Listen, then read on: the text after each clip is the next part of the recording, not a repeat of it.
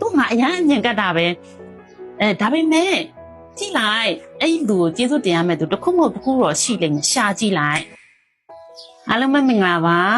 ဒီနေ့ဝေးရဲ့မောင်လေးညီမလေးတွေအတွက်လူငယ်တွေအတွက်ကျေးဇူးတရားဆိုတာဘာလဲပေါ့နော်မဟုတ်ဝေပြောနေတယ်ကျေးဇူးတရားဆိုတာဘာလဲဆိုတာလေးကိုမေးတဲ့ညီမလေးတယောက်ရှိလို့ဝေးဖြေပေးလိုက်ပါတယ်ကျေးဇူးတရားဆိုတာဝေးတို့ဟိုးဦးဝဲဆိုကြတဲ့ကနေအခုအသက်အရွယ်ရောက်တဲ့အထိဝေးတို့လူရဲလို့ဖြစ်လာတာအနေအထားမှာကျေးဇူးတင်ရမယ့်သူအများကြီးရှိတယ်ဝေလင်းရယ်လို့ဖြစ်လာဖို့အတွက်ကျေးဇူးတင်ရမယ့်သူအင်မတန်ကိုများတယ်မွေးခဲ့တဲ့အမေကအစနှုတ်ဤဆောင်မခြင်းကိုဤဆောင်မခြင်းအဲ့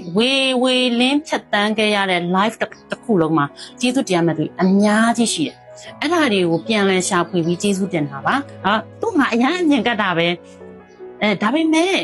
ကြည့်လိုက်အဲ့လူကိုကျေးဇူးတင်ရမယ့်သူတစ်ခုမဟုတ်တစ်ခုတော့ရှိလိမ့်မယ်ရှာကြည့်လိုက်ကိုအမြင်ကတ်ပါတယ်ဆိုတဲ့သူမှာကျေးဇူးတင်ရမယ့်အချက်ကလေးတစ်ချက်လောက်တော့ရှာကြည့်လိုက်တွေ့လိမ့်မယ်အကောင့်မေးစစ်ကိုပုံမတိုးပွားလောက်အောင်လုပ်တာလေ့ကျင့်တာကျေးဇူးတရားရေးတယ်ဆိုတာလေအဲ့တော့မသိတဲ့ညီမလေးအတွက်